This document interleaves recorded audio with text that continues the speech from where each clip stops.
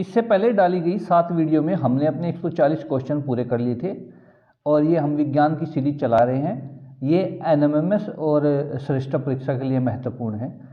तो चलिए आज स्टार्ट करते हैं हम अपने 140 क्वेश्चन से आगे क्वेश्चन। पहला क्वेश्चन है जिसमें हमारा 141 नंबर पर कि एक वर्ष से कम आयु के बच्चों में हृदय की धड़कन प्रति मिनट कितनी होती है। तो एक वर्ष से कम आयु के जो बच्चे होते हैं उनकी हृदय की धड़कन 100 होती है।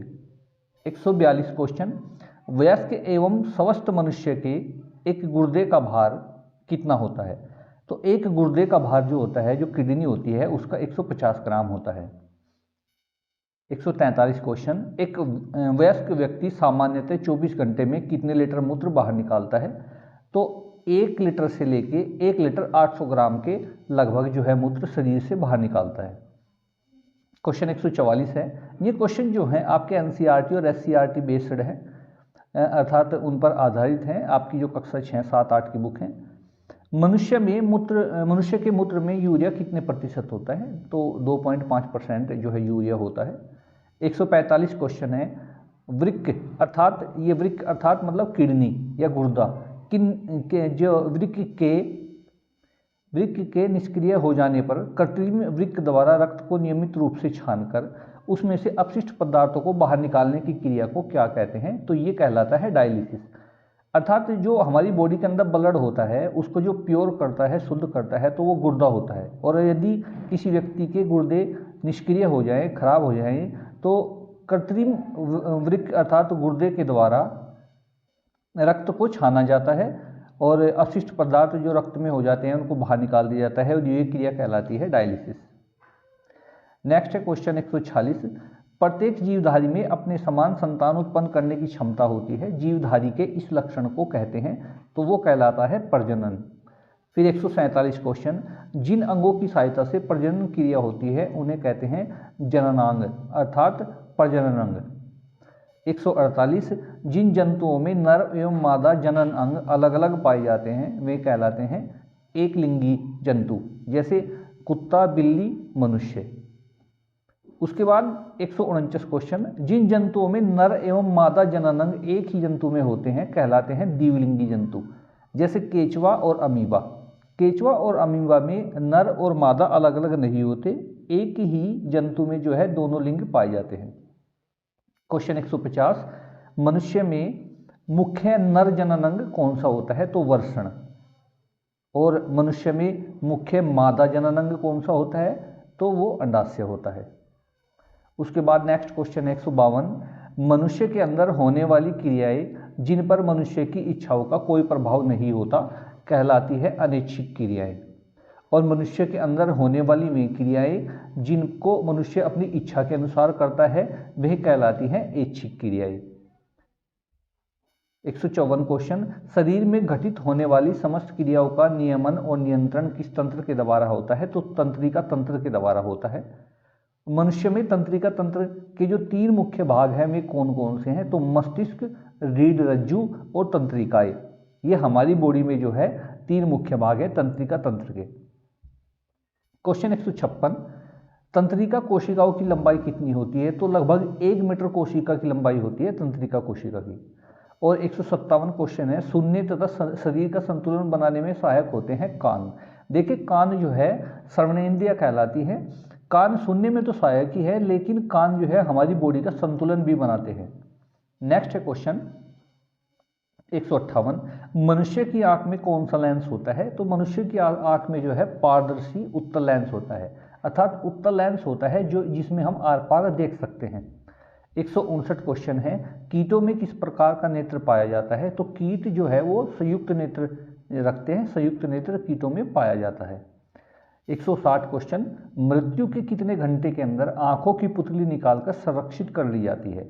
तो 8 घंटे के अंदर। 8 घंटे के अंदर जो है यदि व्यक्ति मर जाता है तो 8 घंटे के अंदर उसकी आंखें निकालकर रख ली जाती है जब कोई व्यक्ति अपने नेत्रदान करता है।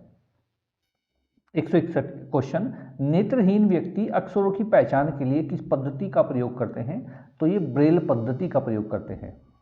162, मनुष्य के शरीर में कुल कितनी अस्थियां होती हैं। आप सभी जानते हैं कि हमारी बॉडी में हड्डियां जो होती हैं वो 206 होती हैं, लेकिन जो छोटा बच्चा होता है, शिशु होता है, उसके शरीर में हड्डियाँ समथिंग जो है 300 के आसपास होती है।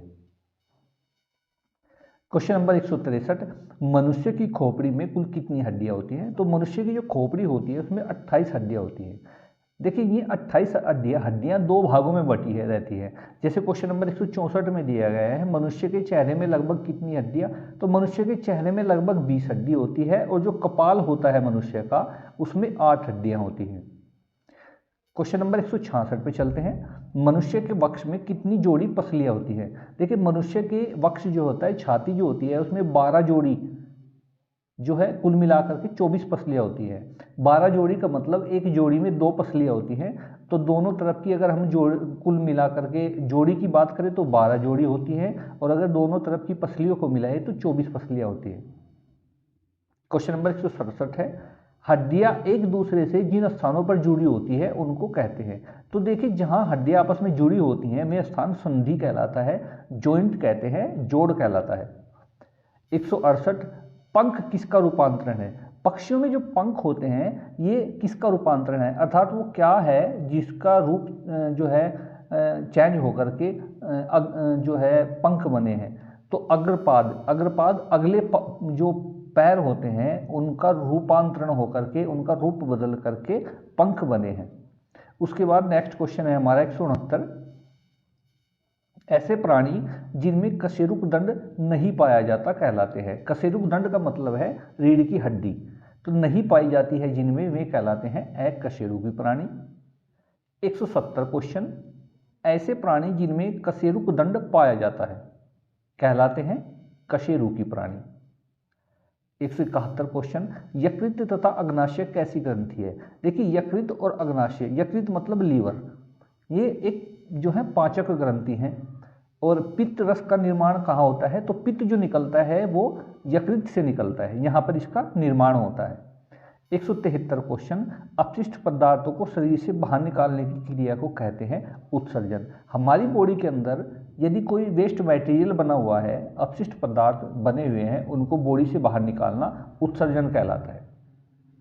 174 क्वेश्चन, उत्सर्जन में सहायता करने वाले अंग कौन कौन से हैं? तो देखिए वृक्क अर्थात गुर्दा, किडनी, त्वचा, यकृत और फेफड़े और आंत। हमारी बॉडी के अंदर यदि कोई वेस्ट मटेरियल है तो उसके जो उनको बाहर निकालने की जो क्रिया होती है इन अंगों के द्वारा होती है। नेक्स्ट है हमारा, मानव शरीर की 5 ज्ञानेंद्रियां कौन कौन सी हैं? तो देखिए मानव शरीर की 5 ज्ञानेंद्रियां जो है वो है आँख, नाक, कान, जीभ और त्वचा। क्वेश्चन नंबर 176, में सभी पदार्थ जिन्हें ग्रहण करके हमारे शरीर को ऊर्जा मिलती है क्या कहलाते हैं? भोज्य पदार्थ। 177, शरीर की वृद्धि एवं विकास के लिए आवश्यक जो तत्व होते हैं वो कहलाते हैं पोषक तत्व। 178, मधुमक्खियों द्वारा भंडारित मकरंद को कहते हैं शहद, क्या कहते हैं उनको? हम शहद कहते हैं। 179, भोजन में पाए जाने वाले पोषक तत्व कौन कौन से हैं? तो देखिए हमारे भोजन में कार्बोहाइड्रेट, प्रोटीन, वसा, विटामिन, खनिज लवण, जल और रेशे हमारे भोजन में पाए जाते हैं।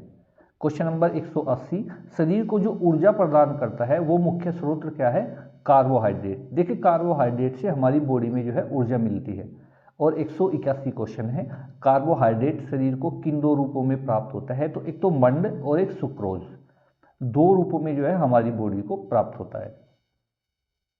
क्वेश्चन नंबर 142, प्रोटीन के मुख्य स्रोत हैं? तो प्रोटीन जो है ना वो दालों से मिलती है, जितनी भी हमारे दाल हैं वे प्रोटीन का अच्छा स्रोत है। और सबसे अधिक जो प्रोटीन अगर हम बात करें तो सबसे अधिक प्रोटीन हमें सोयाबीन से मिलती है। उसके बाद 184 क्वेश्चन देखते हैं, बॉडी बिल्डिंग फूड कहा जाता है? तो जो बॉडी बिल्डिंग फूड होता है वो होता है protein. Protein body building food इसलिए कहा जाता है क्योंकि प्रोटीन खाने से जो है हमारे बॉडी की मसल्स बनती हैं, मांस का निर्माण हमारी बॉडी के अंदर होता है, और रोग रोधक प्रति क्षमता जो है हमारी बॉडी की प्रोटीन ही जो है बढ़ाता है। क्वेश्चन 145 है, पोषक तत्वों से प्राप्त ऊर्जा को मापने का मात्रक क्या है? तो देखिए जो ऊर्जा मापी जाती है वो कैलोरी में मापी जाती है। एक स्वस्थ व्यक्ति के लिए प्रतिदिन कितने ग्राम वसा का प्रयोग करना आवश्यक है? तो 60 से 70 ग्राम वसा जो है एक स्वस्थ व्यक्ति प्रतिदिन जो है प्रयोग कर सकता है। उसके बाद क्वेश्चन नंबर 187 है, एक स्वस्थ व्यक्ति के लिए प्रतिदिन कितने ग्राम प्रोटीन का प्रयोग होता है? तो कितने? 50 से 70 ग्राम। 188 क्वेश्चन, 1 ग्राम प्रोटीन में ऊर्जा होती है तो 4 कैलोरी। नेक्स्ट क्वेश्चन, 1 ग्राम वसा में 9 कैलोरी। क्वेश्चन नंबर 190 है, वसा में घुलनशील विटामिन कौन कौन से हैं? तो विटामिन ए, डी, ई, के वसा में घुलनशील है। 191 है, जल में घुलनशील विटामिन कौन कौन से हैं? तो विटामिन बी तथा सी जो है जल में घुलनशील है। 192 क्वेश्चन, विटामिन ए की कमी से कौन सा रोग होता है? तो रतौंधी, जो आंखों का मुख्य रोग होता है। 193, विटामिन बी की कमी से कौन सा रोग होता है? तो बेरी रोग होता है। 194 क्वेश्चन, विटामिन सी की कमी से कौन सा रोग होता है? तो स्कर्वी होता है। 195 क्वेश्चन, विटामिन डी की कमी से कौन सा रोग होता है? तो रिकेट्स, इसको हम सूखा रोग भी कहते हैं। नेक्स्ट 196 क्वेश्चन, विटामिन ई की कमी से कौन सा रोग होता है? तो पक्षाघात, पैरालाइसिस और जनन क्षमता में कमी। पैरालाइसिस में जो है बॉडी के अंग जो है काम करना बंद कर देते हैं। 197 क्वेश्चन, विटामिन के की कमी से कौन सा रोग होता है? तो रुधिर का स्राव, अर्थात यदि बॉडी के अंदर से रुधिर निकलना शुरू हो जाए तो रुधिर निकलता ही रहता है, वह रुकता नहीं है, रुधिर का थक्का नहीं बनता। तो रक्त में थक्का न बनना जो है वो विटामिन के की कमी से होता है। 198 क्वेश्चन, शरीर में आयरन की कमी से कौन सा रोग होता है? तो एनीमिया, खून की कमी। बॉडी के अंदर खून की कमी जो है वो लौह तत्व के कारण होती है, आयरन के कारण होती है। 199 क्वेश्चन, शरीर में कैल्शियम की कमी से कौन सा विकार उत्पन्न होता है? हड्डियों एवं दांतों का कमजोर होना जो है वो कैल्शियम के कमी के कारण होता है। आज का आखिरी क्वेश्चन, आयोडीन की कमी से कौन सा रोग होता है? तो घेंगा रोग होता है। ये गले में हो जाता है, गले की जो है बराबर की जो ग्रंथियाँ होती हैं, जो नसें होती हैं वो फूल जाती हैं, बड़ी हो जाती हैं, घेंगा रोग हो जाता है। तो देखिए ये हमारे 200 क्वेश्चन थे।